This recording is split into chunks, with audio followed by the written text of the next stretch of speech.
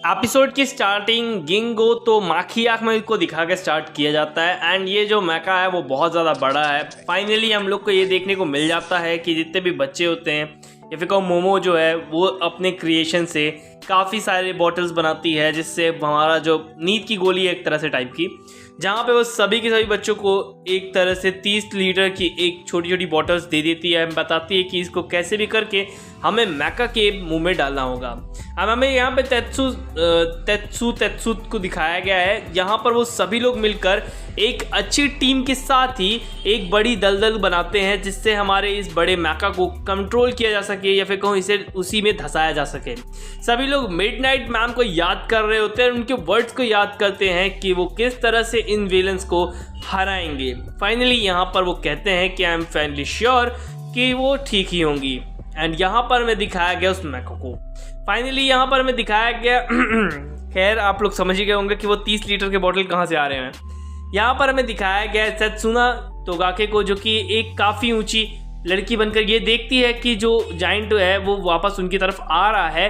And जिंगातीफिकेशन या फिर कहूँ माइटी लेडी जो है वो उनको पकड़ के रखी हुई है एंड ये सारी बातें वो बता रही होती हैं। एंड यहाँ पर विलन्स भी बात कर रहे हो आते हैं आपस में।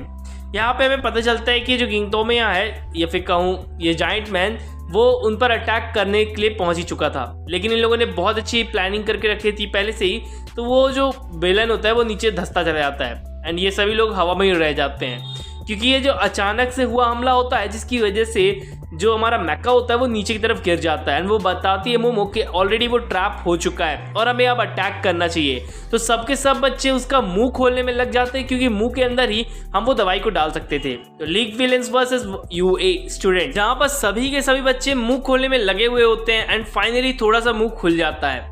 अब मैं वैसे इस लड़की से प्यार करने के लिए हमें शायद कुछ सूट्स पहन के जाना पड़ेंगे। खैर यहाँ पर हमें दिखाया गया कि वो उसकी गर्दन पकड़ के पूरी तरह से जोर लगाते हैं, जिससे वो उस बड़े से मैका का मुंह खोल सकें। हिमिको जो होती है वो बस देख रही होती है कि ये लोग कर क्या रहे हैं, एक्चुअली में इनको करना क्या है। वहाँ पर हमें दिखाया गया मेजो और युगा को, जो कि वहाँ पर अटैक करने के लिए आते हैं।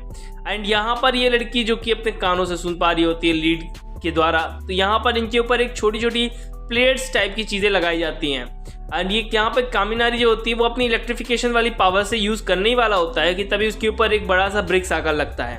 एंड ये इस बंदे ने किया होता है एंड वो कहता है कि उसने जस्ट उसे हिट किया, अगर ऐसा नहीं होता तो वो इलेक्ट्रिसिटी हम पर लग सकती थी।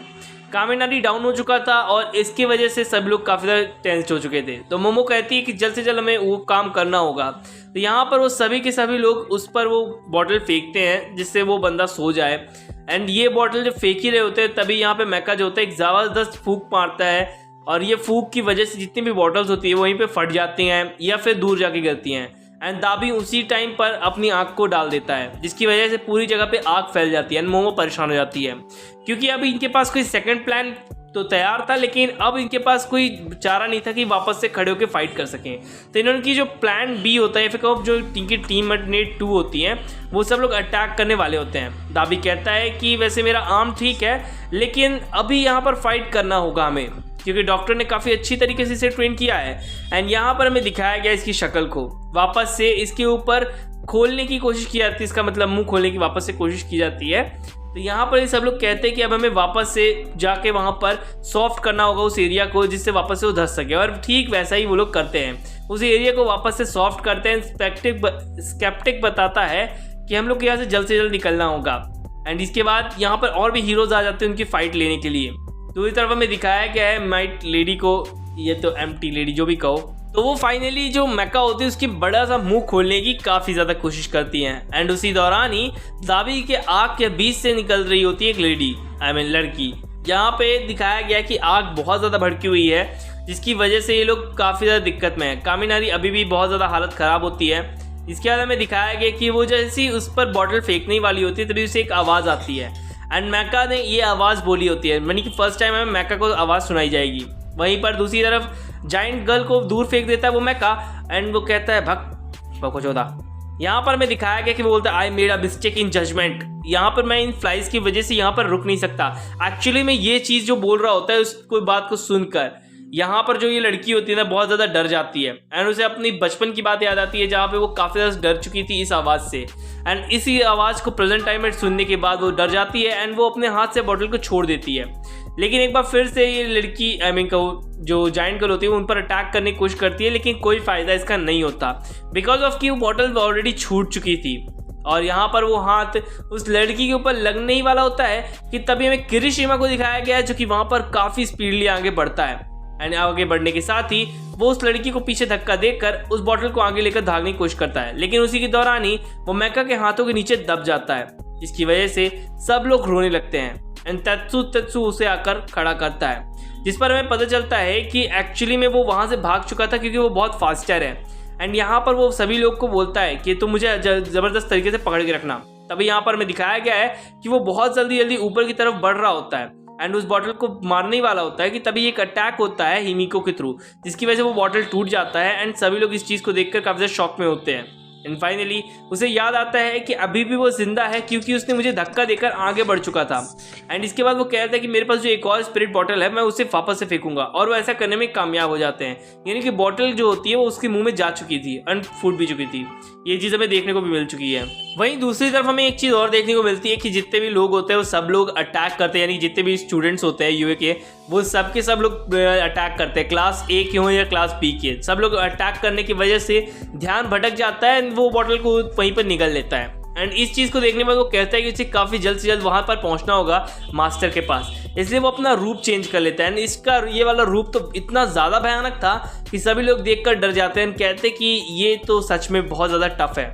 एंड क्योंकि अब उसके हाथ पैर दोनों ही काफ़ी अजीब तरीके से बड़े हो चुके थे तो वो स्पीडली आगे की तरफ और भी ज़्यादा मूव कर पा रहा होता है, और अब यहाँ पर सभी लोग काफ़ी ज़्यादा निराश हो जाते हैं।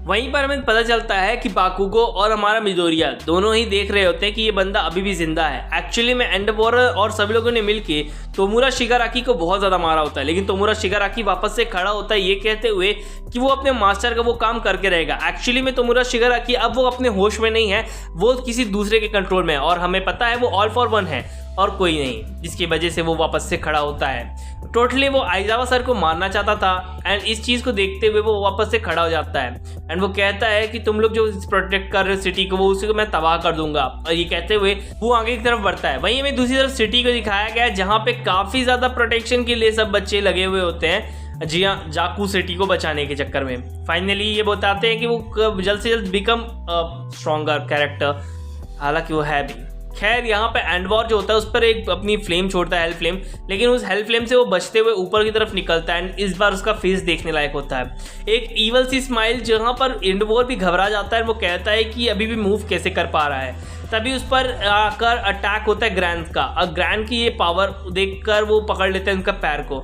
एंड उनके पैर को पकड़ के अपनी डीके वाली पावर का यूज़ तो नहीं कर सकता था, इसलिए वो अपने पैरों को ही ज़ोर से दबाता है, जिसकी वजह से उनके पैर से खून निकलने लगता है। एक फ्लैशबैक के साथ ही में एक चीज़ और दिखाई जाती कि यहाँ पर दो लोग खड़े हैं एंड इनके कोई भी बेबी नहीं होता है, तो वो एक बेबी चाहते हैं। एंड अब यहाँ पर हमें कुछ चीज़ें देखने को मिलती हैं कि इन्होंने इसे पाला था, जो कि एक स्ट्रेंजर बच्चा होता है।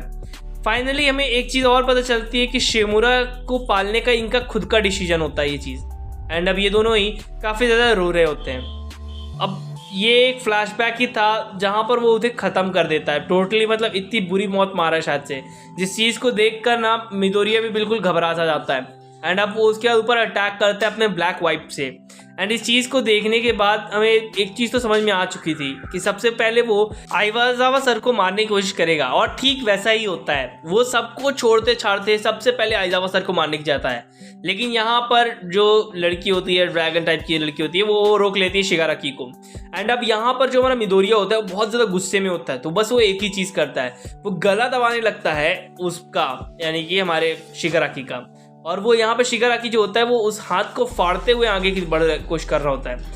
यहाँ पर सब लोग मिलकर उसके ऊपर अटैक करते हैं और यहाँ पर हाथ फट जाता है, जिसके बाद हमें पता चलता है कि वो उस हाथ से एक बंदूक की गोली जैसे कोई चीज़ को निकालता है जिससे वो मार सके आइजावा सर को।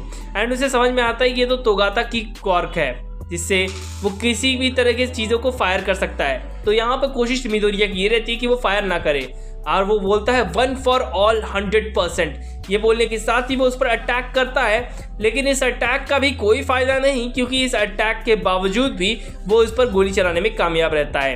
एंड यहाँ पर हमें एक और फ्लैशबैक दिखाया गया है, जिसमें हम लोग देख सकते हैं कि ये कोई और नहीं, शिगाराकी के एक्चुअली डैडी हैं, जिन्हें अपने डीके की पावर से उन्होंने ख़त्म कर दिया था।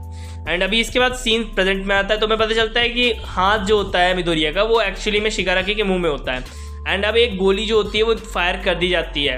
अब यहाँ पे जो बंदूक की गोली होती है वो डायरेक्टली जाके लगती है आइजावा सर के पैरों पर, और बहुत ही स्लो मोशन में ये सीन दिखाया गया था, जो कि मुझे बहुत ज़्यादा अच्छा लगा। लेकिन हाँ, उनके पैर पे लगा वो चीज़ अच्छी नहीं थी। एंड ये इस चीज़ के बाद मिडोरिया और भी ज़्यादा गुस्से में आ जाता है मिस्टर आइजावा सर को बोलेगा। आइजावा सर जो होते हैं अपनी आई की पावर का यूज़ करते हुए पावर लेस कर देते हैं हमारे इस शिगाराकी को।